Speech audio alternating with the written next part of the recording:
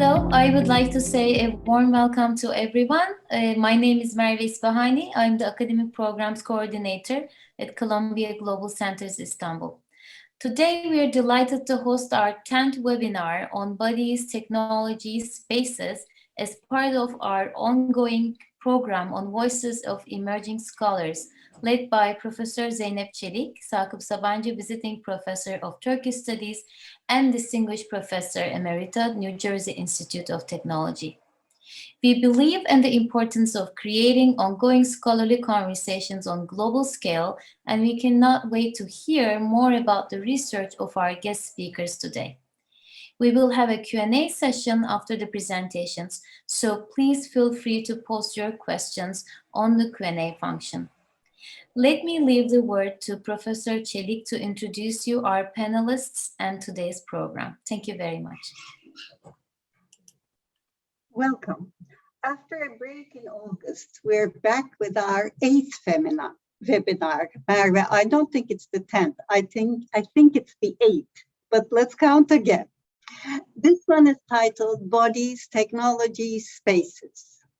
As always, my gratitude goes to my beloved Columbia Istanbul Global Center family, İpek Cem Taha, the director, Merve Tezcanlı İsfahani, Academic Programs Coordinator, and Seden Gürlek, Program Officer, and to James Leitner for his generous sponsorship. I thank our participants, Ersin Altın, Ece Zerman, and Cansu Demircioğlu, for their innovative interdisciplinary perspectives, which help us understand once more the importance of visual studies. We are most grateful to Professor Alice Friedman, who kindly took the time in the midst of her very busy schedule and accepted to be our discussant. Professor Friedman's contribution elevates the intellectual rigor of our panels. The papers in this session come together around three main themes, all centered on the body: intimacy, everyday life, and the impact of technology on both. In Ersin's presentation, we follow the extensive travels of a product, a pill to enhance women's bodies aesthetically. In an act of branding genius, the pill's image was defined by a name, which gave it a special allure in the global market. Ece looks at the transformational power of photography on upper-class Ottoman domestic spaces. By freezing faces and bodies, photography made individuals accessible to others and broke the boundaries of time. It invaded subtly the privacy of families by putting them under the constant gaze of the people on the wall.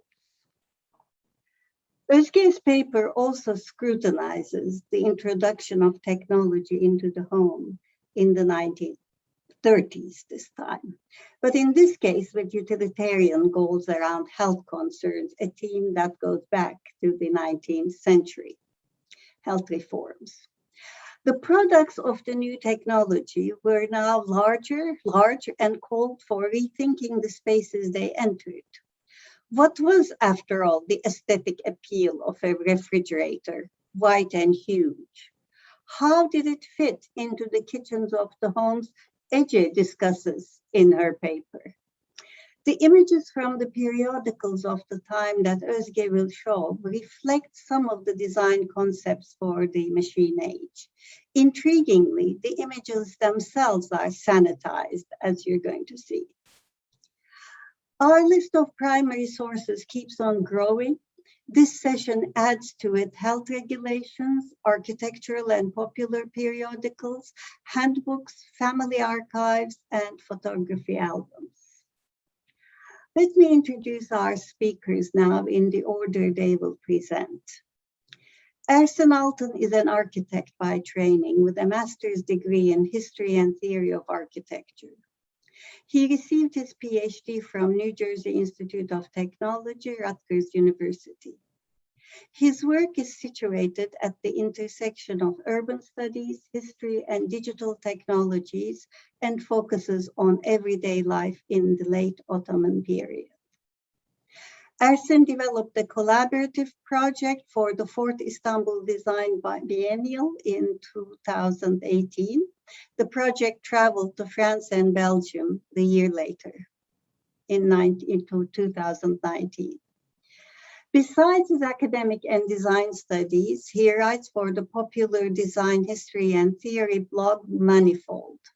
He is currently visiting assistant professor at Pratt Institute and adjunct faculty at NJIT and Rutgers University. He teaches history theory surveys and design studios. Ece Zerman received her Ph.D. in history from the École des Hautes Études en Sciences Sociales in Paris. She's an associate member of the Center for Turkish, Ottoman, Balkan, and Central Asian Studies. She holds MA and MS degrees from the history departments of Bosphorus University and the European Institute in Florence. Based on her master's thesis, she curated an exhibition at SALT Research titled Dismantling the Archive, Representation, Identity, Memory in an Ottoman Family. She taught at the Institut National des Langues et Civilisations Orientales in Paris and at Strasbourg University. Her research focuses on social and cultural history of the late Ottoman Empire and early Republic of Turkey, with a particular interest in personal narratives, photography, and domestic interiors. Cansu Değirmencioğlu is a doctoral candidate in history of architecture and curatorial practice at the Technical University of Munich. She received her bachelor's degree in interior architecture and her master's degree in architectural history at Istanbul Technical University. She is currently working on her dissertation titled, long title, Prescribed Modernity, the impact of health and hygiene concerns on Turkish architecture during the early Republican era. Her research centers on the intertwined histories of hygiene, medicine, and modern architecture, and history of lighting design. Our discussant, Alice Friedman, is the Grace Slack McNeil Professor of American Art and co-director of the architecture program at Wellesley College. She is the author of numerous books and articles on the history of architecture, focusing on domesticity, gender, sexuality. Among them, Women and the Making of the Modern House, 1998, and American Glamour and the Evolution of Modern Architecture, 2010. Professor Friedman's current projects include a book-length study of queer New York in the 1920s and the 1930s, and a series of in-depth case studies that explore the idea that modern architecture, in many shapes and sizes, designed to accommodate non-conforming households and sexualities, does not look modern at all. We can't wait to read it, Alice. With this, let me pass the word on to the speakers.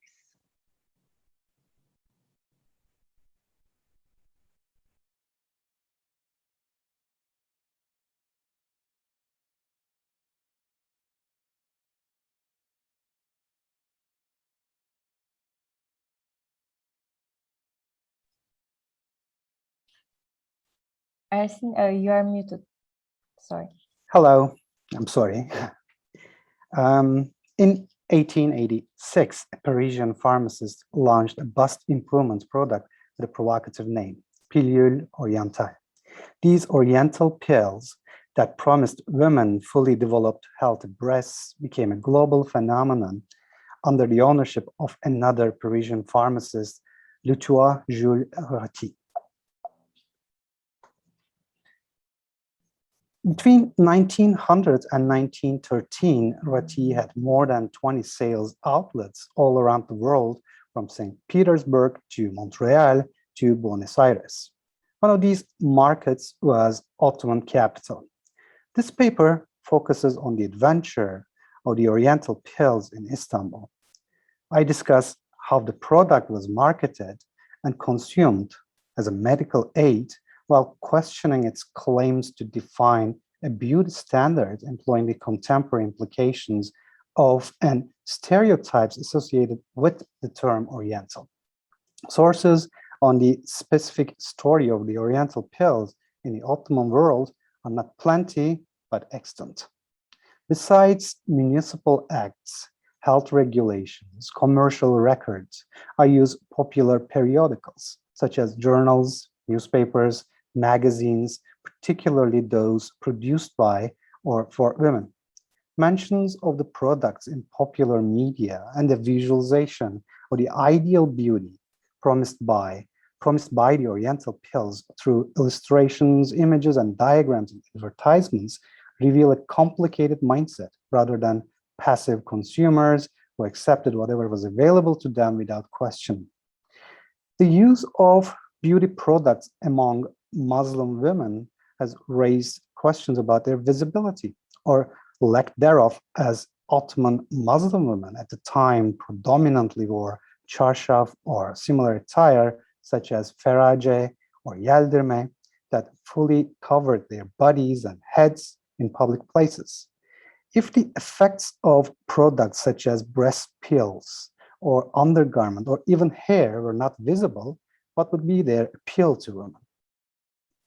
There are arguments that beauty standards these products set out to achieve are being invented and imposed by men. But it is also true that women's magazines of the time spent much ink on articulating the needs and desires of urbanite women in Europe and in the Ottoman Empire alike. The changing participation of women in urban life triggered many questions, starting with the dress code. The rise of the women's movement after the 1908 Constitutional Revolution after the 1808 Constitutional Revolution intensified discussions on women's clothing as well as their special role and responsibilities. An anonymous article in INCI read, I quote, "We see Turkish women today in street, at the bazaar, at school, in governmental offices, or even in long travels. It was understandable why women of Islam who spend a complete secluded life in harem covered themselves fully when they rarely went out. However, conditions of life have changed drastically. Shopping at the çarşı, doing chores, listening to the teachers in class, riding the tram and ferry, walking streets of big cities that are crowded, filled with various vehicles that would be dangerous, require ears not to be obstructed, eyes not behind the curtain, and a mouth that can talk, in short, a body that can move freely. And this cannot be considered as being opposed to tesettür." And I quote, an article on undergarments noted the following, quote, "There is no doubt that nothing can show women's feminine spirit as perfectly as her underwear. Yes, for a woman, the most important and prior work of ornamentation would not be only fixing the appearance quite nicely, but also a selection of undergarment with a great attention," unquote. While for the undergarment, the emphasis was on idealized feminine spirituality, the Oriental pills had a decidedly medical focus. As pseudo-medical as they may seem to us today, they were conceptualized as pills, as the name suggests, to improve a physical condition that would presumably be invisible in public for Ottoman women. Ads of the products published in the Ottoman press underlined that ideal bust was something that could not be achieved by external methods, such as massage or hydrotherapy, but required an internal instrument, such as pills, as illustrated here in the ad on the right-hand side. Originally, Oriental pills were designed and manufactured in France as a specialty pharmaceutical. This was a new and, for a time, unregulated way of producing and subscribing medicine. In a traditional approach, pharmacists prepared the medicine specifically for a patient in accordance with the prescription of the physician, and this was called magistral medicine, while the specialty drugs were pre-manufactured and they were standard for all patients. Industrially manufactured patent medicines became increasingly more strategic in terms of reaching out to patients conveniently by eliminating the necessity of seeing a doctor beforehand. And they were also cheap.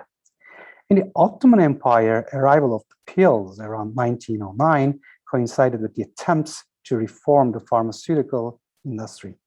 Although regulation for the pharmacists in the Ottoman Empire in 1852 and regulation for atars and herbalists in 1885 aimed to regulate and control preparation of all sorts of medicine and authorized only pharmacists for this job, in 1910s, atars, herbalists, sherbet makers, barbers, paste makers, bone setters, or even soap makers were still active in drug and medicine preparation business. Society of Pharmacists of the Ottoman Empire was founded in 1909 to organize pharmacists to have a legal ground to fight against illegal drug making. And it should not come as a surprise that the first chairman of the Ottoman Society of Pharmacists, Pierre Apéry, was the owner of the famous Eczane. Distributor of Oriental pills in Istanbul, pharmacist Anton Vasiliades was the fourth chair of the same organization. The pills were not sold only in pharmacies. Ratti utilized mail order sales since buying the pills over the counter was convenient neither for the company nor for the customers. Mail order offered the company the opportunity of direct sale as the remedy engaged and in a certain way revealed their sensuality and their intimacy. Consumers also preferred this method due to its discretion. The product was delivered to them in an unmarked box. Mail order became an option for Ottoman customers in 1910s when the distributor moved its depot from Büyükdere to Sultanahmet. Price of the pills was also revised slightly. While it was 30 kurush and $23.5 with today's currency in 1909, it started to be sold for the same price only for the customers out of Istanbul in 1910s. But in Istanbul, its price became 28 kurush. It's like $22 with today's currency. And this could be read speculatively as an attempt to attract urbanite customers. Oriental Pills as a brand was designed by the utilization of a number of cultural assumptions and stereotypes that were already in circulation in Europe. The first one was Oriental aesthetics, which invoke a harem beauty of opulent charms, with which probably the majority of Europeans were familiar. Although the company cherished the Oriental image and how it evoked for some customers the exotic pleasures associated with this, submissive concubines, they actually utilized the image of the Orient to represent the natural and the pure. Origin of the knowledge of the pills aimed to imply a second established stereotype or stock character of the Orient, source of knowledge that was mysterious, yet timeless, as opposed to rational knowledge that was falsifiable and subject to change. Oriental pills were novel not only because of their rationalized industrial manufacturing, but also with their advertisement and the target consumer group. Jules Ratti worked with an advertiser, Jules Routan, and to develop marketing strategies. In France or elsewhere in Europe, the urbanized population who consumed such products as Oriental pills were also members and contributors of images, stereotypes, and myths about the Orient and popular culture. For a Muslim woman in Istanbul at the turn of the century, visibility was more than physical presence. Women already attracted attention when they were out and about. Therefore, it is hard to claim that the women's primary interest was to be seen or to be looked at more.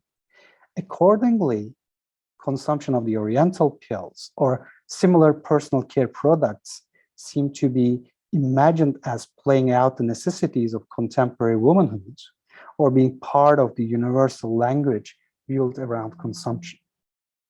So what did the Oriental in Oriental pills mean to Ottoman women? I argued in this paper that the Oriental pills were the product of its times, and they fit into a world perfectly that was increasingly urban and changing so fast. That was the world that the Ottoman women now belonged, where they worked, got education, took public transportation, and personal care products motivated Ottoman women with the promise of control over the body and helped to adapt better to this new life. Thank you. Now I'm turning it over to Ece Zerma.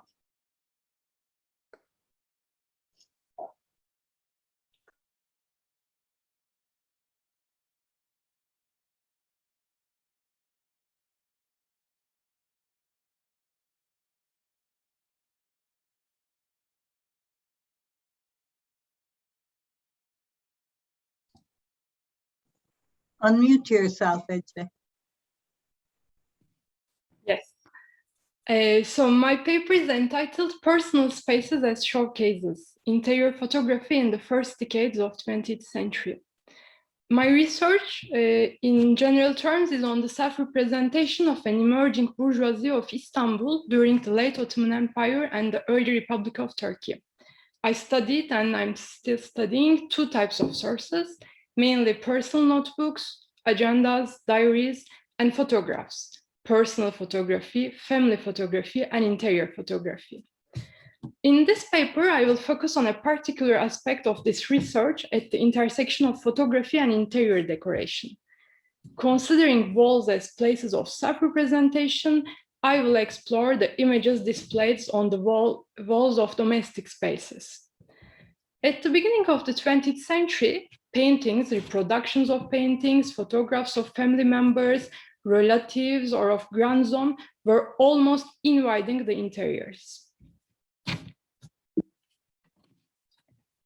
The object of my research is both the interior photography and the images exposed on the walls, seen through photography. In other words, I study interior photographs to understand what it reveals of images exposed on the walls. Complementing visual documents with textual ones helps to give insights into the ways in which the images circulated and served to display multiple identities and social affiliations during a time of profound transformations. The framework of my research is traced by new technologies. The diffusion of photographical practice on one side and the development of new techniques of image reproduction that facilitated their circulation on the other. These developments created in turn changes in decoration and enabled interiors to be represented. They also came to signify transformations in social relations. The class dimension has to be underlined. At the beginning of the 20th century, the photography was still an expensive practice. This is more so for interior photographs compared with the studio photos, since they required the possession of a camera or that a photographer comes specifically at home. This explains also the rarity of interior photos for this period that come almost exclusively from upper-level families. My first case study comes from the family archives of Said Bey, an Ottoman high official and teacher living in Istanbul. His archive is currently housed in the Salt Research. An undated photograph shows a living room. It is framed to depict the space in its entirety. In the second plan, in front of the window, we see two men sitting, barely visible because of the overexposure. This is most likely Said Bey's konak, mentioned in the old neighborhood of Aksaray. If so, the photograph must have been taken before 1913, since this year the family moved to an apartment in fashionably modern district of Şişli. The two sides of a large open door are decorated with small rugs. Each is topped by a rectangular frame, probably bearing a calligraphy. On the left, above the carpet and the calligraphy, there is a painting placed in a prominent position. We have some hard data on this painting, as it is currently in the possession of Said Bey's great-granddaughter, Hatice Göne Bağına. According to her testimony, the person depicted is an ancestor of family, although his identity is unknown. Similar elements are mentioned, this time in an imaginary domestic interior, in Yakup Kadri Karaosmanoğlu's novel Kiralık Konak, A Mansion for Rent, published in 1922. The author describes an interior with several calligraphic panels on the walls, el yazısı levhalar, and a large painting depicting the father of Naim Efendi. In each case, we may note that more traditional elements like calligraphies coexisted with figurative representations. Ahmet Mithat Efendi's etiquette book, Avrupa Adab-ı Muaşereti yahut Alafranga, European Etiquette or Allafranca, published in 1894, provided some guidance on displaying images or souvenir objects of family members. Familya azası resimleri ve yadigarları. This book drew most of the information from similar French books, as Le Maître et la Maîtresse de Maison by Louise Dalck, published in 1887. Nevertheless, it shows us the circulation of similar forms and manners, at least in an ideal level, among a global bourgeoisie in process of formation. Ahmet Mithat stated in his book what was suitable to display in different rooms. For instance, in a boudoir, and he translates it as private residence of women, kadınların kendi hususi ikametgahları, it was appropriate to hang photographs, and especially photographs of family members. He noted that hanging precious pictures in this room may reduce their value unless they are family keepsakes.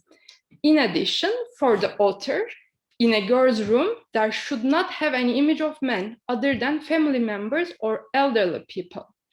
Women had the right, according to this etiquette book, to a personal space, but its decoration should conform to social rules. Associating women's space with family images, these suggestions on interior decoration are constructed in a gendered way. The interior photos of the Ottoman poet Şair Nigar Hanım's house reveal other practices. Through two photos taken in the same place at different times, we can trace the transformation to the decoration. In both photographs, Şair Nigar Hanım sits on a sofa. The walls in the background are covered with photos and other types of images, some framed, some and hung on the walls, others placed in a more diverse way here and there. While the framed picture in the center of the wall and in the center of the photograph depicting the poetess herself has not changed, those surrounding it have been partly replaced in the second photograph. The one under the portrait of Şair Nigar herself is particularly noteworthy. Nazan Bekiroğlu, who worked on private documents of Nigar Hanım, recognizes in the first photograph the portrait of her husband, İhsan Bey, and in the second, that of the Italian king, Vittorio Emanuele, offered to her by the king himself. Abdullah Şinasi Hisar testified in his memoirs the presence of the king's portrait, as well as dedicated photos of Pierrotti in this living room. The substitution of the first portrait makes sense, as we know that the poetess was meanwhile divorced from her husband. She had thus reproduced the act of rupture through images once more. Photos also played a role in forming and consolidating social ties or networks. In the portrait of a young man at his home, the emphasis is on the 5 photographs that are hung in the wall, in the background. The lower part of the photograph is blurred, and the note here shows that the print was destined for another person. We may open here a parenthesis. The photographed man wears a tailored jacket, a tie and a fez, not the customary outfit of the domestic sphere. He had clearly dressed up for the photo. The photograph, supposed to be sent to others and created for others' gaze, hence addressed a public space, even though it was taken in a private space. In the note in Ottoman, we read, the photograph with the number 1 is Nuri in military costume. 2, the picture you gave me. From the information we have, it is possible to reconstruct the story or to refer to Bourdieu's term, the social use of this photo. Once the photograph was taken and printed, the man in the photograph numbered and annotated the portraits on the wall, which have been offered to him by his friends.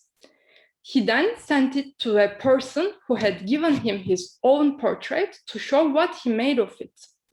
Indeed, this copy comes from the archives of a recipient, Mehmet Ali Bana, an agricultural engineer of the early republic. Photograph number 2, which can be vaguely distinguished in the picture, resembles to one of the portraits that he had autographed and also sent to his mother and father on 1915 and 1916 from Berlin, where he was studying. Mehmet Ali Bey must have also sent his portrait to his friend in the photograph, who in return have sent him this entire photograph. This practice probably followed the social conventions of his time. In his etiquette, Ahmet Mithat recommended placing photographs at home according to certain rules.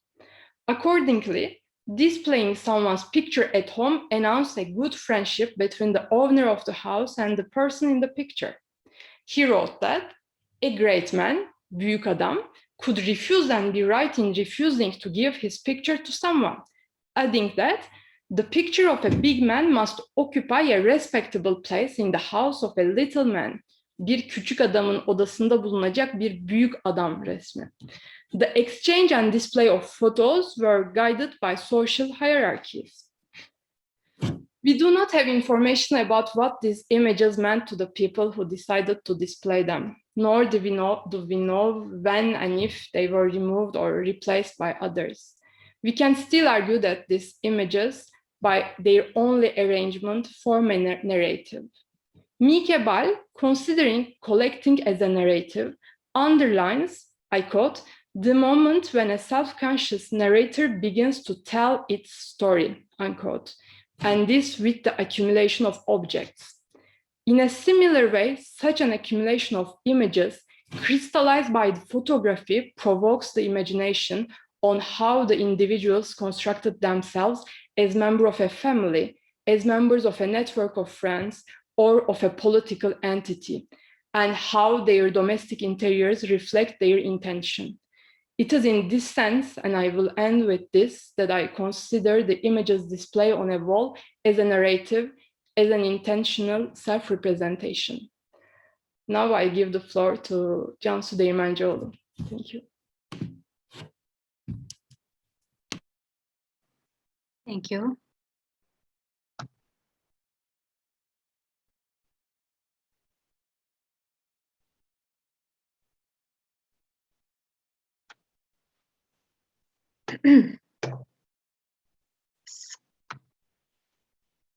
Starting from the late 19th century on, the acceptance of the germ theory of disease, accompanied by health propaganda and provoking fear, guilt, and anxieties over contagion, impacted everyday life. The question of healthy houses in interwar Turkey is a product of this development. In the Republic's early years, diseases and child mortality were alarming for the emerging nation in need of a healthy population. However, the healthcare infrastructure fell short of meeting the needs of the society as a whole, which led to a strong emphasis on preventive approaches and individual responsibility in public health.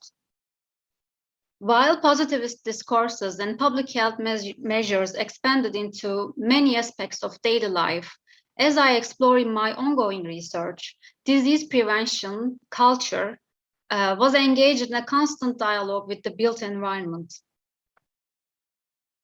The overarching term "sıhhi" became one of the foundational demands in housing, even a slogan for residential advertising.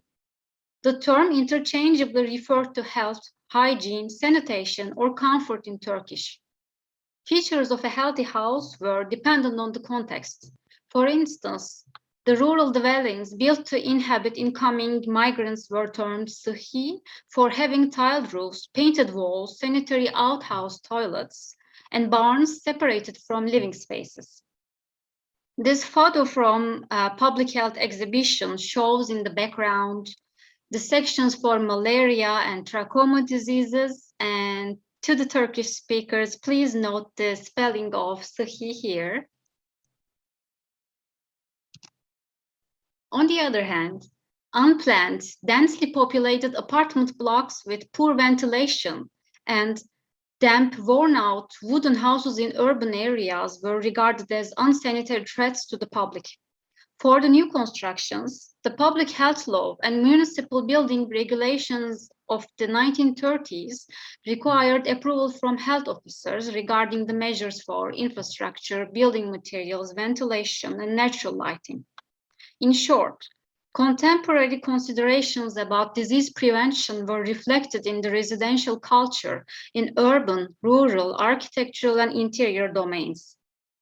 In this general context, I offer a closer look at the ambiguous content of domestic hygiene messaging that addressed women in the 1930s.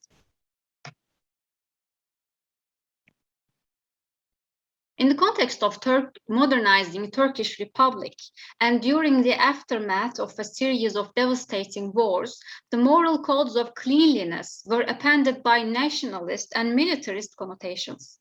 For instance, disease prevention was represented as a war against the invisible enemies, which were, quote-unquote, killing Turks as many as an army corps each year. Therefore, the hygienic state of a house was vital not only for its inhabitants, but also for the nation as a whole.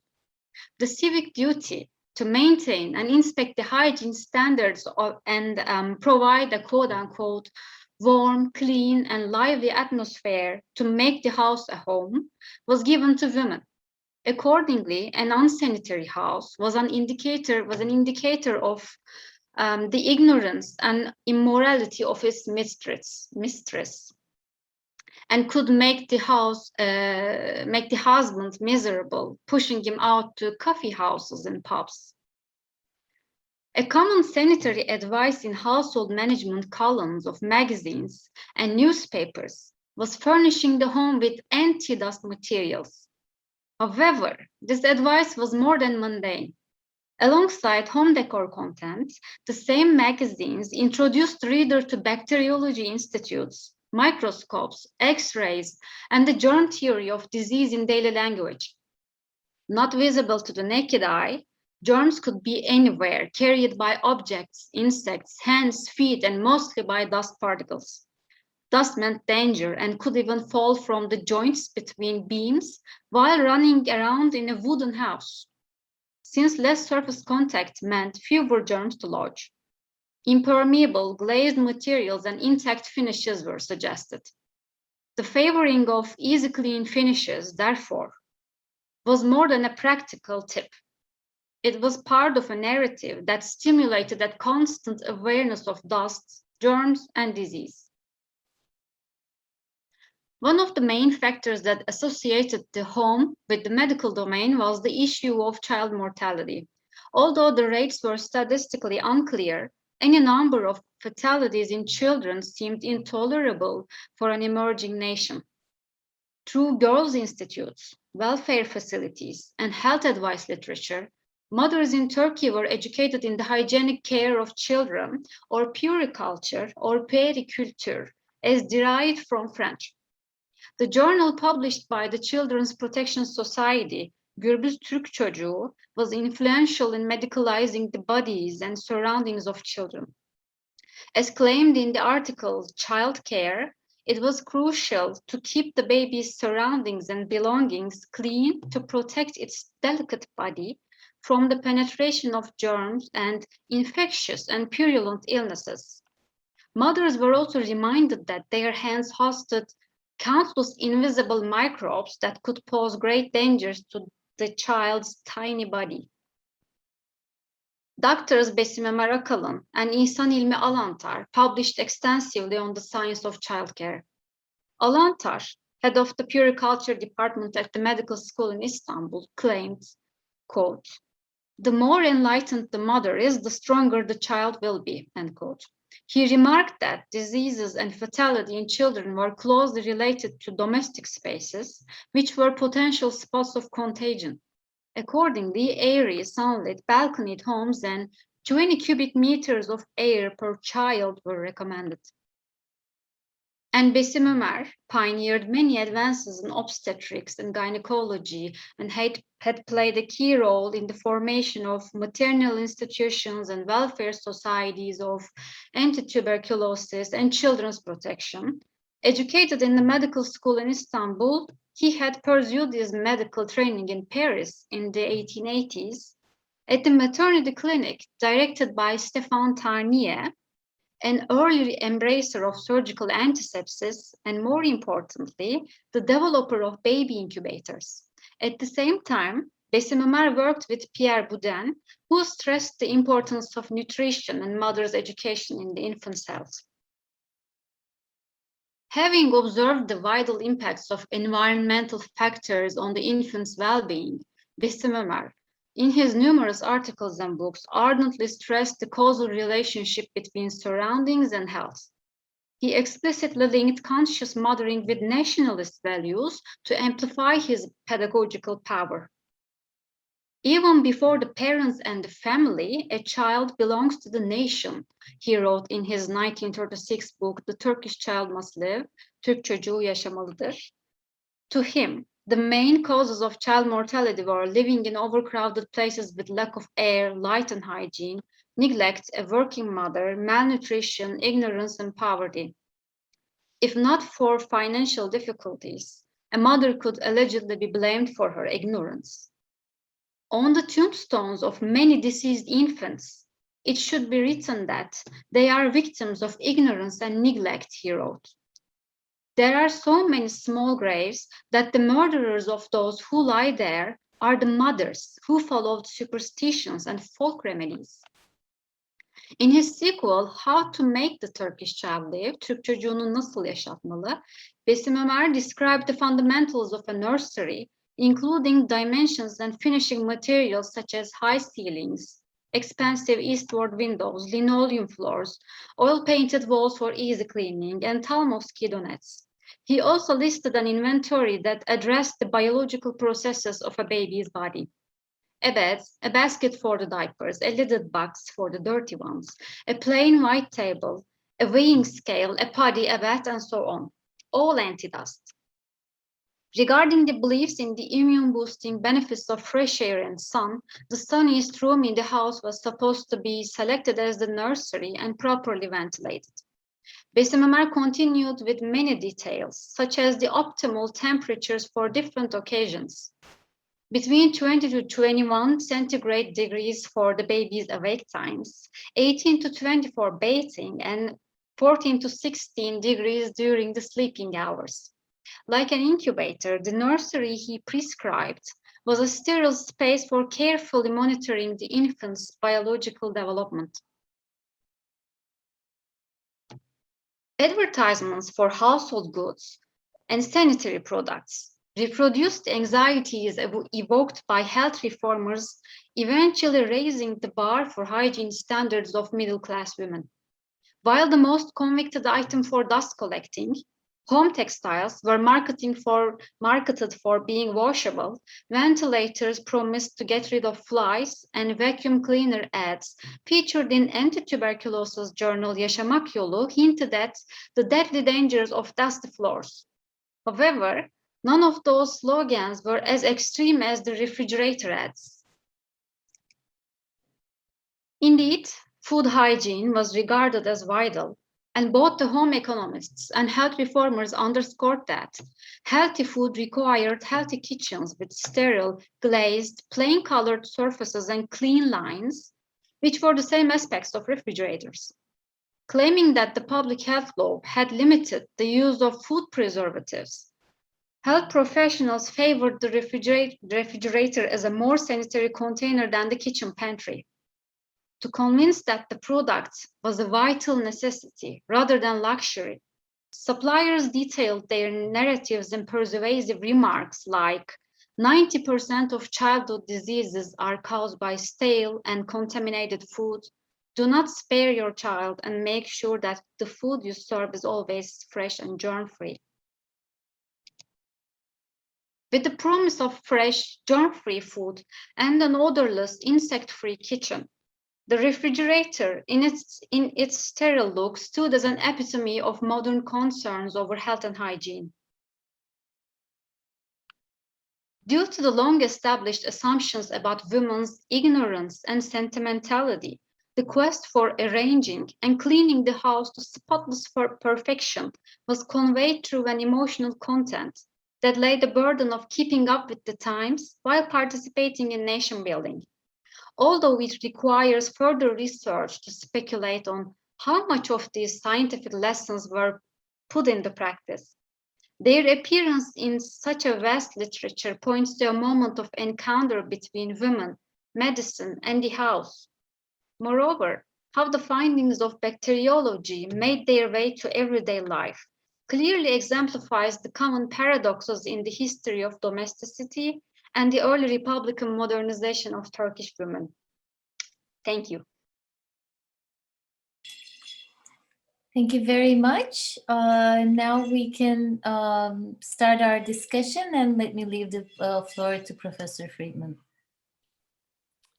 Thank you very much. I want to start by just saying thank you to all of the paper givers, the presenters, for the excellent work that you have done. And I want just to take a few minutes to highlight some themes before I have specific questions for each of you. You know, one of the things that really comes to the fore, particularly I'm reminded by the third paper, was who carries the burden of progress, right? Women carry such responsibility for what is billed as progress and modernity. So, you know, I guess the first question I have is about the challenges of self-empowerment for women in the 20th century. And what I mean by this is that in each paper, women are largely under the control of forces outside of themselves. And we might say casually, they're being told what to do constantly, but that these regimes, these structures of control outside of themselves and are enforced by notions of expertise and ideologies of Orientalism, of colonialism, and of course the gender norms that suggest that women have responsibility for progress and for bringing modernity into 20th century society. And then I guess my second theme has to do with something that you all mentioned, which is new technologies in the 20th century, particularly things like enhanced distribution of text and images through advances in printing, although we have this good caveat about the economics of cultural consumption, but also new forms of chemistry, again, very, I think, appropriately underlined by a sense of what the economics of these new pharmaceuticals was. And then also improvement in literally technologies of seeing. So we have unseen surveillance technologies and seen surveillance technologies through things like microscopes and improved lenses. And now the enhanced ability to, you know, see the unseen, to see the microbes that are infecting the home, but by extension, infecting, quote unquote, this society. And I think all of you brought up this issue of new technologies in an excellent way.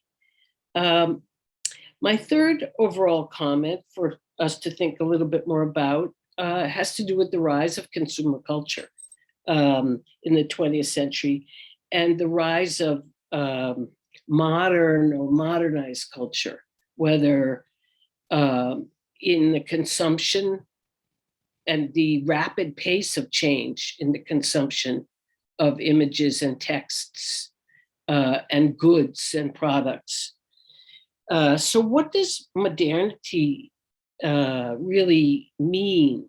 And how do, gendered environments, the built environment, or the gendered body take on a new significance and power than ever before, particularly, I thought, interestingly enough, in popular culture, as you all, referred to, which both, I think, explicitly and implicitly creates an anxiety or multiple anxieties about women's roles and what is the nature of success, given that, success as a broad idea,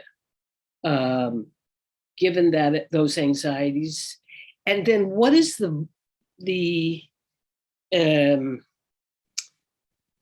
what is the function of shame under these regimes of surveillance? I'm very interested in all of that.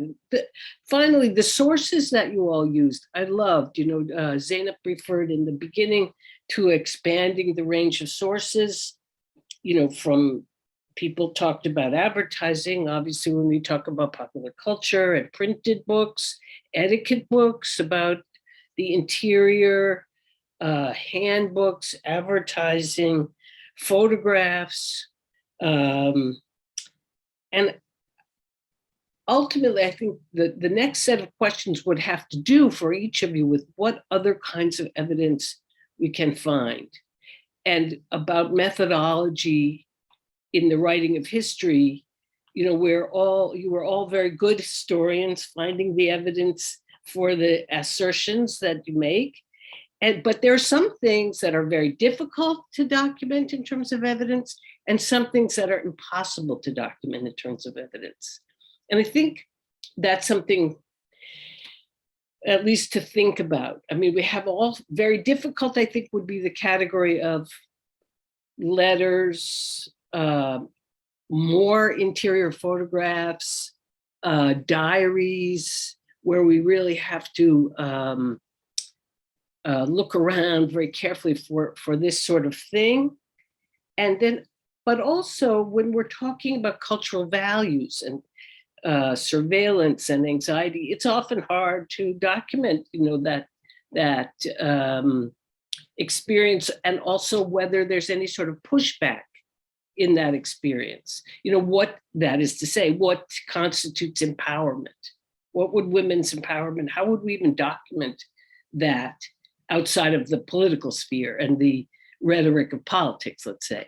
And, is there a fashion component, a fashion alternative to the voluptuous Oriental image in the form of the image of the flapper with her athletic, skinny body and the straight lines of her clothes, her bobbed hair, these sorts of things. I mean, we look at fashion, and I guess maybe that's the place to start, because I don't want to go on, and it's more important for us to hear more from the speaker. So I guess my first question would be to Ersin. We'll take them in order, having to do with the motivation,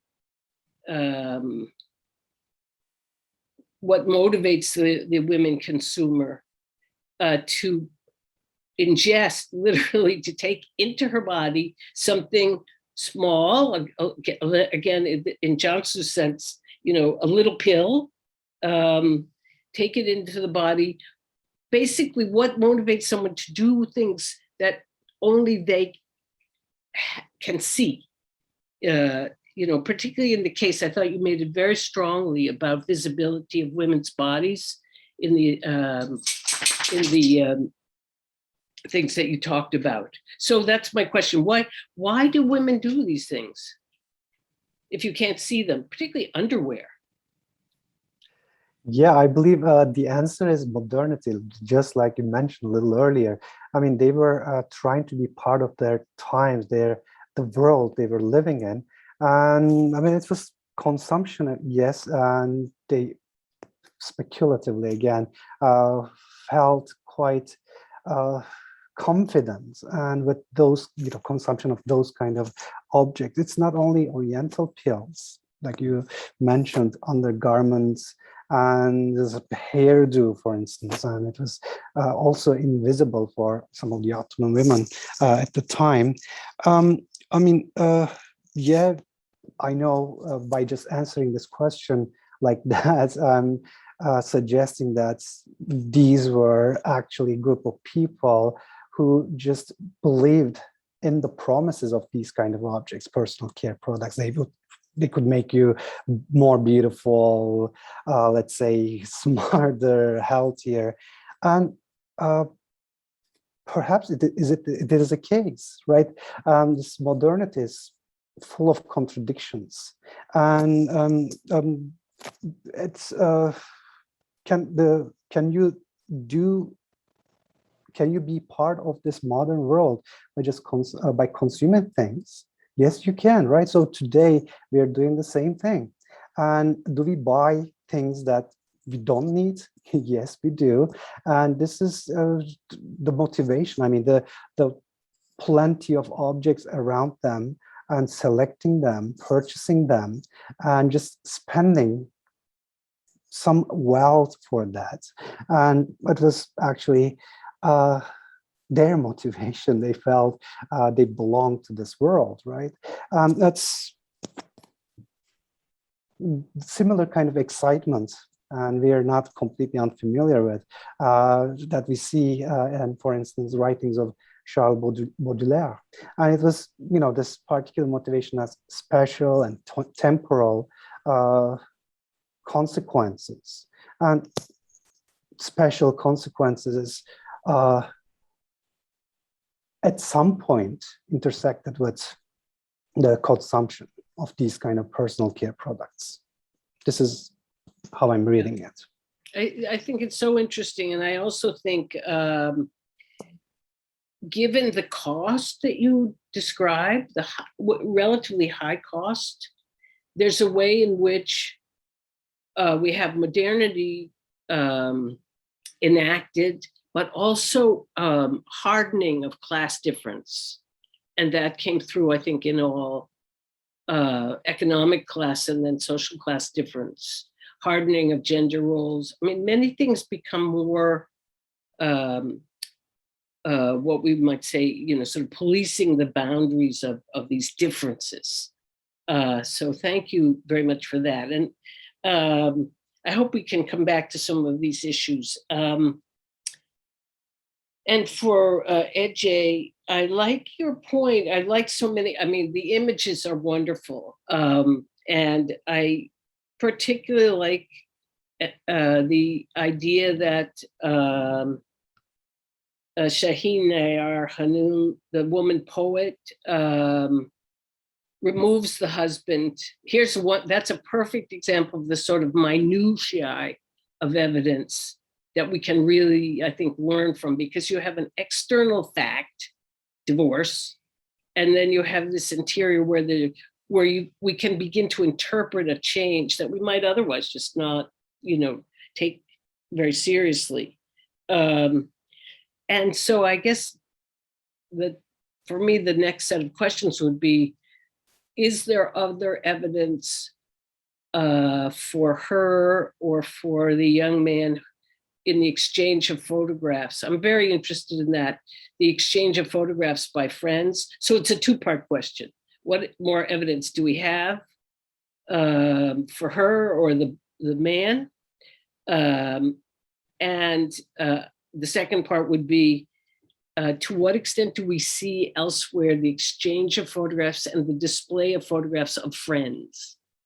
What does friendship mean for photography? Thank you. So yes, that's true that Şair Nigar Hanım's case is a very particular case. There are some scholars who works on his diaries, but as far as I know, she really has a big number of diaries throughout her life. And as far as I know, when I search and I read the other scholars, this is the only information that we can reconstitute. She didn't write in her diaries, but why she hanged this picture or the other. So, but there are some other sources that tell us, in fact, for the exchange of photographs, what you mentioned. And for instance, I'm working on another diaries. For me, diaries are very dear sources. This is a young woman from the beginning of the Turkish Republic, from a diary from 1920s, and in fact she's on her way to marry someone, and the members of family presenting photos of people who from among whom she has to select the ideal husband for her. And for the exchange of photographs themselves are very rich, because in most of the times we have and it also allows us to study in a serial way fragmented material, a fragmented type of source, to accumulate the dedications.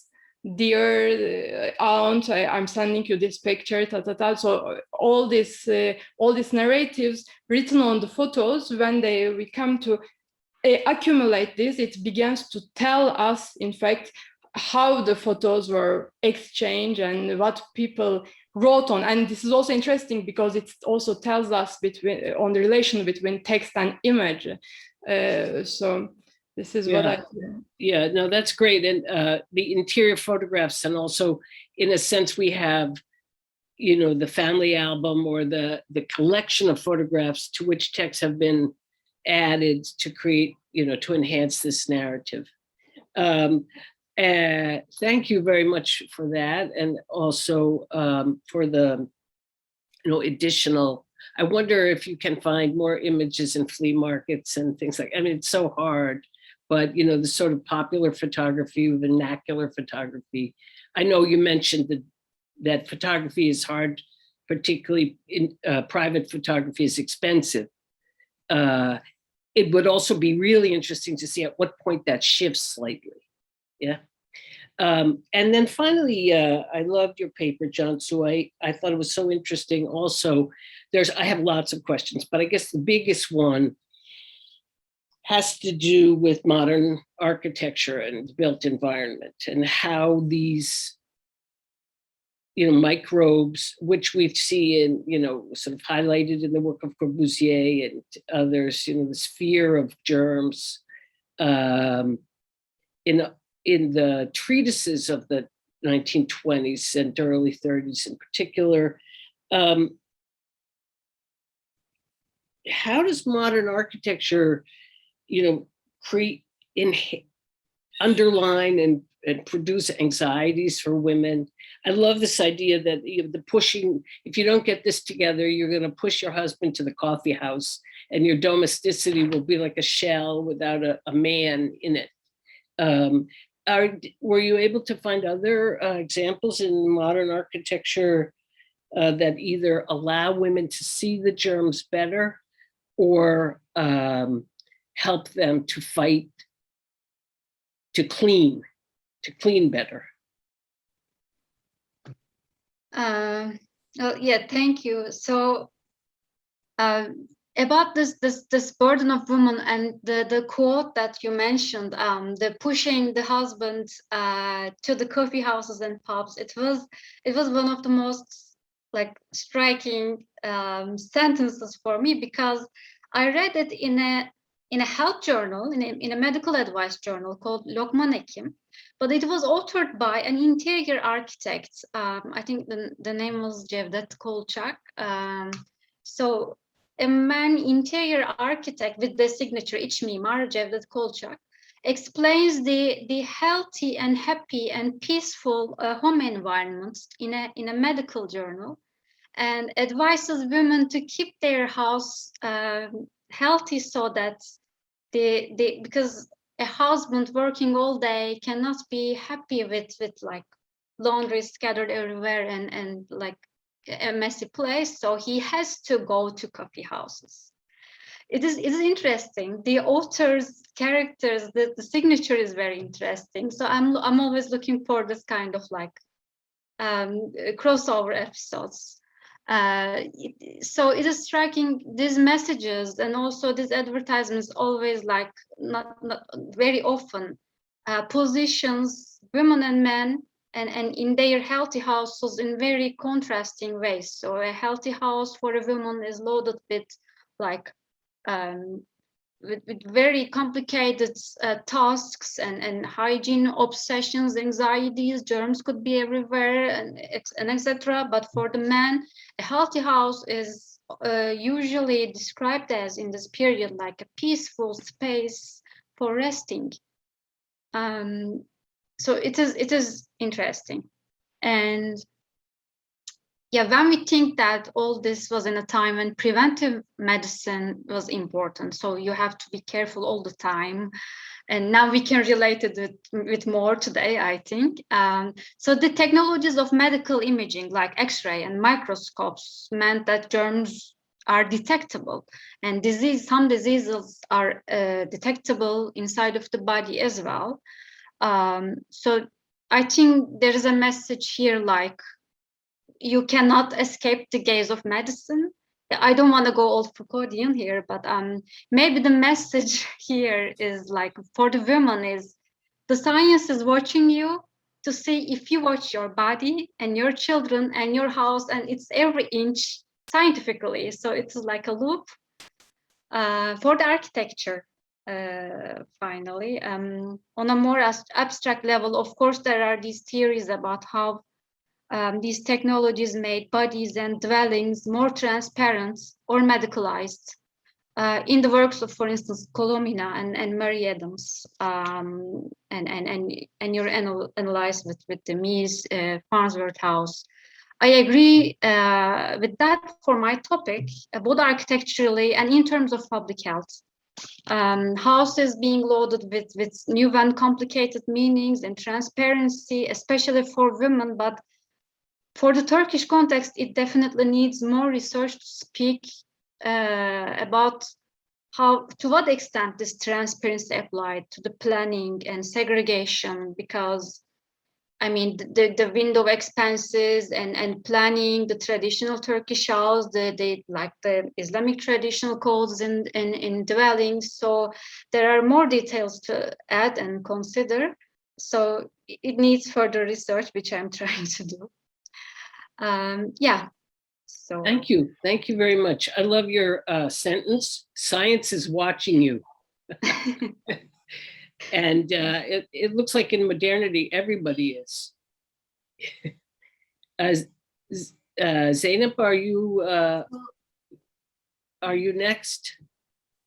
No, Merve is going to monitor the question and answer period. Great. Yes, we will be already start taking questions, but maybe if I may, I would like to follow up on your questions for Ersin, Ece, and Zerman. 2 questions. Ersin, I'm curious to know, because you argued that the Oriental pills was a product of their times, and this is all about this changing notion of female beauty in the Ottoman society. But I'm also curious to know how much of this was also about the development of modern pharmacology, because I wonder if Ottoman women ever used, other things like herbal mixtures, extracts for, for similar purposes. So now we're talking about a pill, a new consumer culture, a new in the form of a medicine, it coming in a very appealing, colorful box. But does that necessarily mean that, women had no intention of, using other products for personal care before the advent of, this very nice pill? This is one question for Ersin, and maybe another question for Cansu and Ece together. Ece, the one of the pictures that you shared with us in this really nicely decorated room, I think was it from 1860s, 70s? I couldn't, or one of our newspaper writers would think if they would walk into a room like that. They're writing in 1930s, so this is happening all, in the time of like 70, 80 years.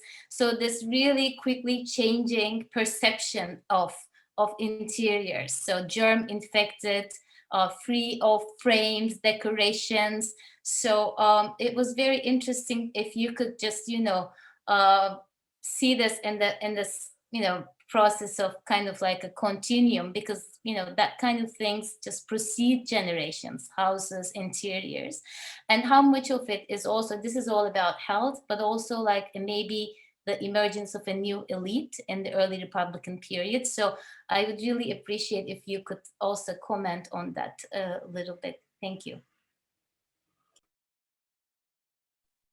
I think I'll start.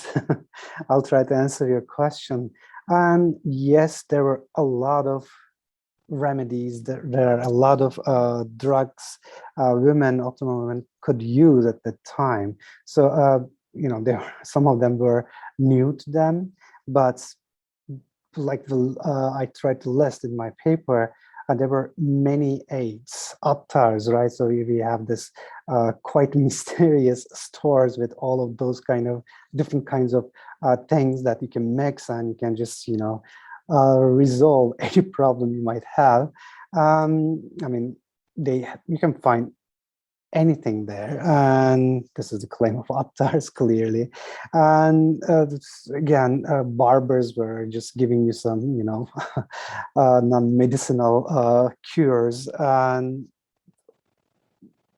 you have this bone setters, all these kind of semi-medicinal professionals. One thing, yes, this new pharmaceuticals were competing with them, right? And there was this particular effort to just introduce these drugs. On the other hand, there was this problems of pharmacists as well. And the Society of Pharmacists, founded in 1909, clearly they were just suggesting pharmacists that there is this new development and pharmaceutical industry, such as patent drugs, such as Oriental pills, and we need to do something about that. Some of the pharmacists of the time did do something about it, and they started producing their own drugs.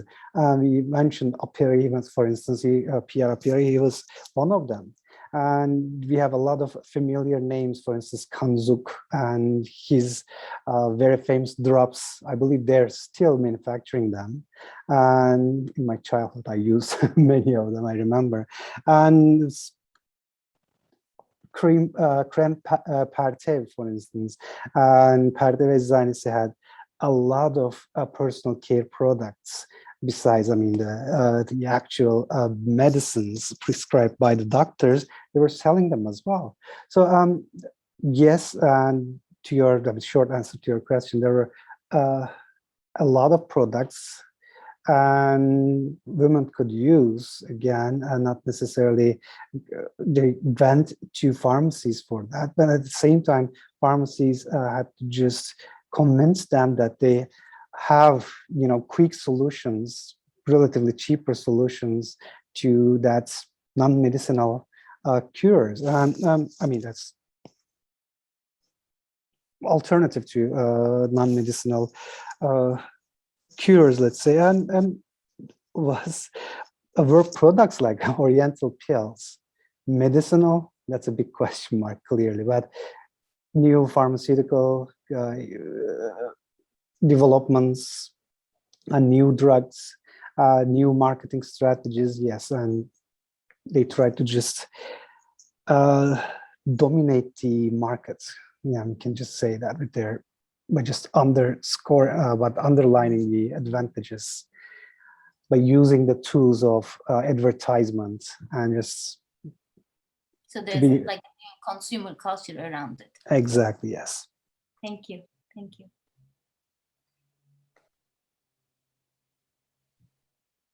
So maybe I can continue.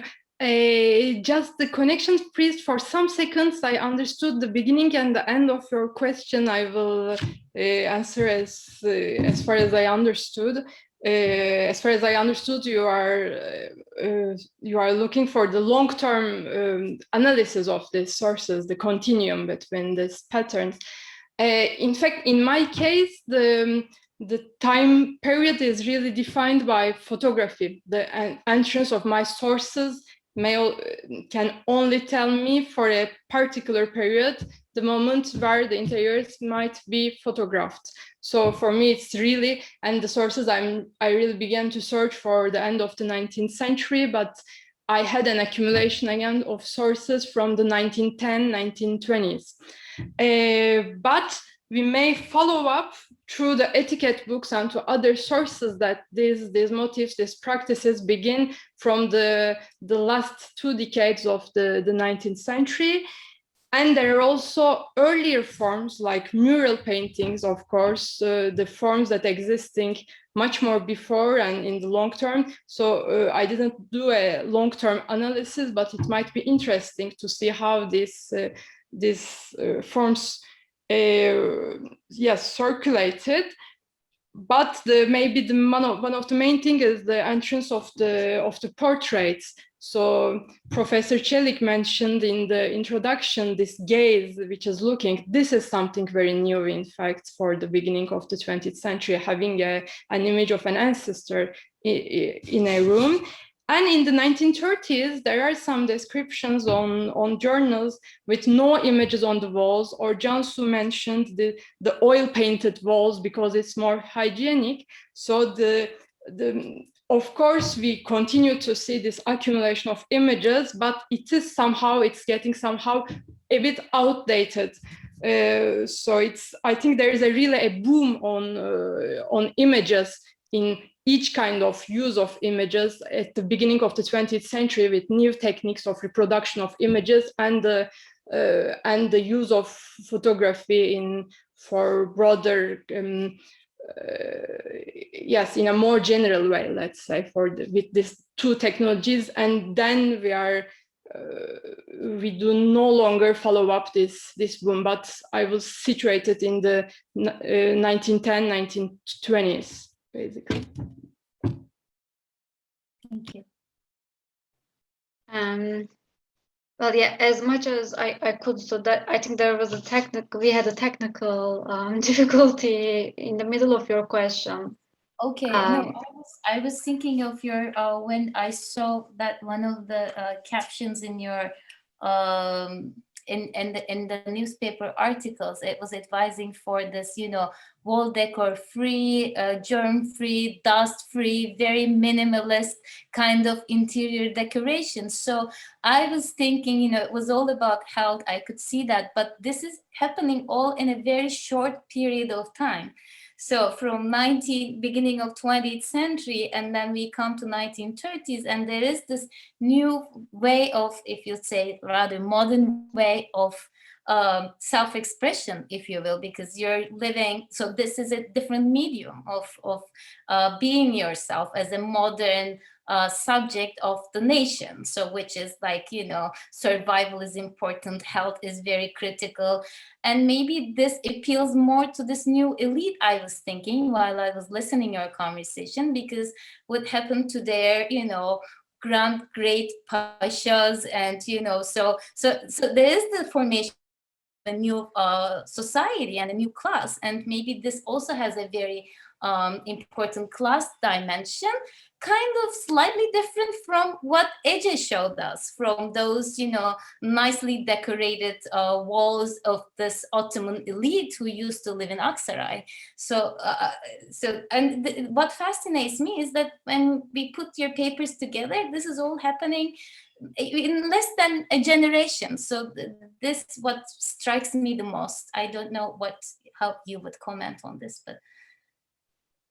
Yeah, thank you. Okay, so it was what is advised, what I just showed. It was what it was recommended based on the scientific and medical issues. But in reality, what happens? I have to say, I haven't go that much of like personal like archives and photographs, but. Based on, let's say, Architect Journal, the only like primary main source we have from 1930s, like the first source, not the only, but it depends. So the new Republican elite, I find it also very interesting, as you mentioned, because the new Republican elites, there is a huge majority of like medical doctors and engineers. So I always think that, some of them must have felt the responsibility to represent these ideals, like about all positivism and all scientific living. But then you, let's say, look at the limited number of interior photographs, newly built environments in like 1930s from that journal.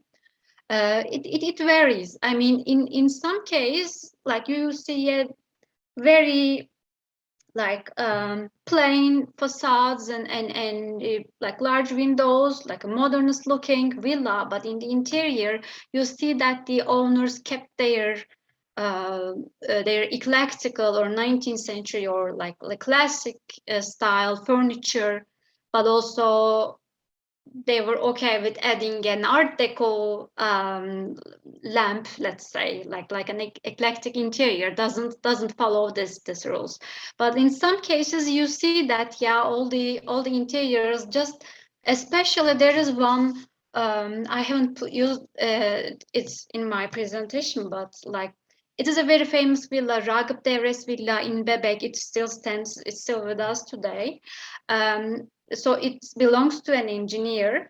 In one of the photographs of interior, you see that the bedroom is really like similar to the one I showed in Yedigün's anti-dust bedroom with slightly streamlined wooden low furniture and simple details. So there is an anecdote. That's why I'm talking about this. From the architect himself, he noted that the mistress, the woman, the wife of Ragıp Devres, was bothering the architect with all her demands because she was well educated and she knew what she wanted, but she had so many demands about catching up with the times. So the architect was a little bit bothered because he, Ernst Egli, wanted to deal with more like social problems of architecture at the time. But I think also he was dealing with, because there were an educated woman, so he was satisfying her needs in architecture of the house. So when you look at the photographs, you see a similarity, but there is a whole different story behind it. But in some cases, there's all different. You can tell that, okay, they wanted to keep their belongings from their like ancestors. They're all individuals, I mean. So it is always interesting to discover new interiors from that time. Thank you, Cansu. So we have a question from Damla Göre. This question is for Ece Zerman. Thank you all for the very compelling presentations. My question is to Ece Zerman. In your visual analysis on interior photography, the cross-reading of images with the advices given in the etiquette books was remarkable. I would like to ask if you comment more on the impact of these guidebooks in real life. Did you encounter more overlaps in this regard? And would it be suitable to say that they were read and taken seriously by the Ottoman upper class that you're examining? Thank you to Damla Göre for this question. It's a very crucial issue for me. In fact, this question, the cross-reading of images with other types of more normative sources, let's say.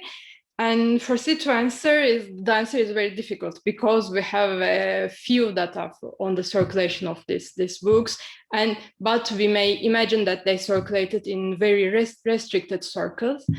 And I think the question may be broadened to other types of sources, in fact. I'm quite obsessed with reading practices to see to what extent, to novels, to journals, to what extent they circulated, to what extent they influenced the ways in which the interiors were decorated, the ways in which people the clothing manners or the way they were photographed. And of course, there are some major researches on reading practices, but it's mainly based on novels. I'm thinking on Benjamin Fortnaz or Jan Strauss' work on reading.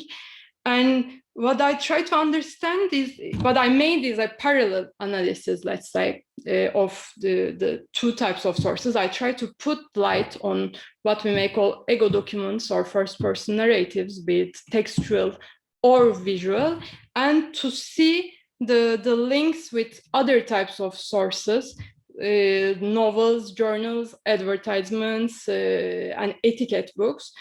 And what I made also in my PhD thesis, it was again a parallel reading of La Turquie Kemalist and photo albums of an engineer from the early Republic of Turkey. And I think here we are also joining Cansu's answer because she mentioned this villa, the interior photos of this villa in Bebek, and to what extent it was similar to images in Yedigün. And what I'm questioning, and there is also in Servet-i Fünun, for instance, for an earlier period in Servet-i Fünun, there are a series of interior photographs published. We can't really measure the impact, but maybe what I'm thinking on, rather than to imagine a top to bottom influence, there is a mass media which produces images, and there are some influences on ego documents. I'm just wondering if we may think that these people share the world, a world of, let's say, global bourgeoisie maybe, or a world of emerging middle classes, and there was some similar ways of representing themselves. So maybe it is not if the images in La Turquie Kemalist were overlapping with the images in photo albums, the reason was not that the La Turquie Kemalist influenced these family photos, but maybe these were, like Cansu says, again, I will refer to what she says, the medical doctors, the engineers, this was what Dering was saying, the new social base of the new republic in this case, which had their own publications, their own ways of self-representation. So it was maybe circulating images in a same world. This is what I may say without really answering the question, because we can't measure, I think. Yeah. Thank you, Ece. And we have a question for Cansu from Emir Yücel. Are there, or what would be the effects of the hygiene protocols implemented on the newly built living spaces in the sense of building materials and the planning process, since the construction laws are easier to implement and surveil? Yeah, thank you for the question. Yeah, sure. So 1930 Umumi Hıfzı Sıha public health law requires, but in a general way, that the new buildings should follow the rules of health and hygiene. But where is it specific is in, I think, Yapı ve Yollar Kanunu, the code for roads and buildings in 1933. There are more specific regulations there about dimensions, like window widths and material, and let's say the minimum sizes for bathrooms and kitchens and ventilation, etc. So municipalities are responsible for following it before and it says after also the construction is completed, they should like inspect it. But I'm not sure if in reality how this has really happened. But what is interesting is for me, it can be sometimes like flexible, because let's say like from the existing buildings, from the old traditional houses, the wooden shutters, kafes penceres, were banned by municipalities based on these rules, but it says nothing about like the shutters are not okay, kafes is not okay, but it says the house should receive enough sunlight. So it is like a flexible statement. And also these shutters were in a way representing some traditional or maybe religious codes. So they were banned based on these rules. And the municipalities in some cities, but not all of them, as I can tell from the newspapers, were collected from the existing ones. So it is in a way, some rules are very specific. I don't know in reality if they followed it, but sometimes it can also be very flexible to implement different messages.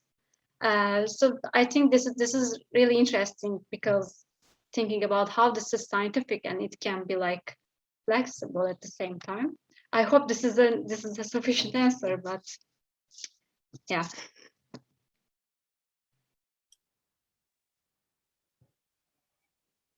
Thank you. Thank you. Can you hear me, or is there a problem in the connection?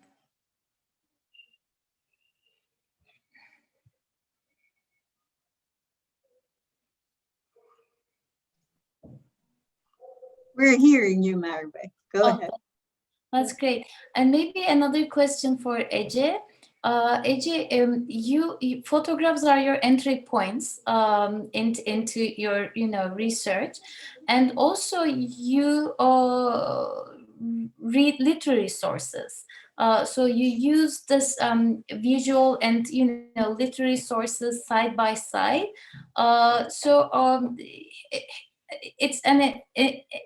It would be interesting to hear more about.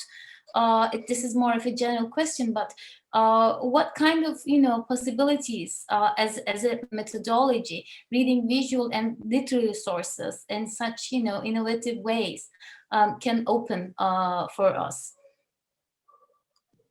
Yes, and that's true that in such a topic, I really have to deal with a variety of sources, because I just began my analysis with family archives, with personal documents, but I then really, I had the desire to surpass it a little bit and to go ahead and to see what the others are telling. And literary sources are special ones. For me, it's a source, it's a type of sources towards which we have to be careful. There is this whole debate of fiction and reality, let's say, and I think we can just argue that there are different levels of mise-en-scène, different levels of display, of showcasing the reality. But what the literary sources tells, first of all, there are many. The interior descriptions are abundant in the literary sources, in the novels. There are some researches specifically on this topic, on the description of interiors in the novels. So I have to also to refer to them. And what this gives, and I think it also communicates with Professor Friedman's idea that, I mean, what she mentioned, what is impossible to document. So what is impossible to document in the ego documents, sometimes we find it in the literary sources. The conflicts, the resistances, we find it more in the literary sources, because the novels are just playing with this, with the conflict. The authors like to do this. And for instance, just an example that comes to my mind is from Yakup Kadri Karaosmanoğlu's one of his novels. He mentions a woman who can't enter to a room because because there are some illustrated newspapers and there are figurative images on this newspaper. So this is something that I mainly can't find in my family archives, or the images, nude images, the shocking images, all these things. All these kinds of images I can't find in my family archives. There are some cases. I just have one case where there is a covered image and I can't see what this image is. So basically what is unseen, what is more shocking, this is what I can complement with novels, I think, what was on circulation. Thank you very much. And another question for Ersin. Were there any oppositions to the pills? If there were, what was their arguments against the usage of these pills? It's from Emir Yücel. Okay. Thank you for the question. And I did not see any direct kind of criticisms for these pills, but there were a lot of criticisms for other personal care products. For instance, I mean, the most famous and most popular one, as the discourse against corsets, right? So that's the connection here. We need to just maybe highlight would be again health-related concerns. For instance, for corsets, it's it's about productivity. It's about just harming the internal organs of a woman, and because of that, many women are writers or the honor people from the readers. They condemned use of corsets, for instance, and again indirectly you can just see these Oriental pills were, we can just see that they can be, let's say, accepted because of that particular, let's say, advantages for health. So it's, this not necessarily for aesthetic concerns, for medicinal concerns, and instead of opposition, we can just see some sort of support or encouragement of this kind of use of these kind of products. And why I'm suggesting that, because it's connected to nursing somehow. It defines some sort of health norm. So it's not necessarily just looking good for others to just, fulfill people's expectations from mostly male expectations from a feminine body. It was not like that. It was, being sufficient mother to your child. It's connected to, for instance, Jansu's time period, and it's connected also this woman's burden we've been mentioning, and also Ece talked about that. It's very connected to it. But the answer to this question, I didn't see any comment or any disagreement about this pills, but for other products, some of them are personal care products. We see some complaints, some again encouragements of use. So there's a particular discussion, but not specifically for Oriental pills. Maybe this brings us to another point that we talk about pills, refrigerators, ventilators, new furniture. So all these new products, this newly emerging consumer culture targeting women, but women as mothers. So in Jansu's paper, it was about for women, but not for women. It was for mothers to ensure a healthy living for their children or for their families. And you drove the line very nicely. For men, it was a healthy home was about having a good environment to rest, basically. So, but then in all aspects, we have this consumer culture built around women, but like upper class women and mothers, right? To ensure, because Ersin, your case stood out until just your recent comment, because as these pills were, marketed for nursery purposes, then that also brings us to this point, right? So what can we say about, this new economy around these, new technologies, new furniture that targets women, like upper class dynamic and social aspects? I think this is opening up to an impossible scale, and we can't really answer all of these questions at this point. But so I think we should conclude, if you don't mind. What I would like to say is that your 15-minute presentations were so good that they enabled all these questions and all this heated discussion. So thank you for those papers. The way you answered the questions tells us so much about the depth of your research that we are very, very much looking forward to seeing what will come out of it.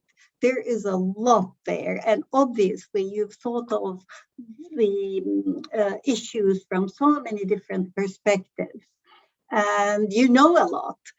In 15 minutes, I thought, well, did it come through? Well, it must have come through that you got all these questions. So thank you very much, and we'll meet the next time. Merve, do you have anything to say? Thank you very much for all these, great papers, and to our audience for such great questions. And Alice? Professor Friedman, thank you. Just to echo what you said, Zeynep, there's so much in all of these papers, and what I thought was particularly interesting as we talked was how much overlap and how much you can learn from each other. So it was really a wonderful experience. Thank you.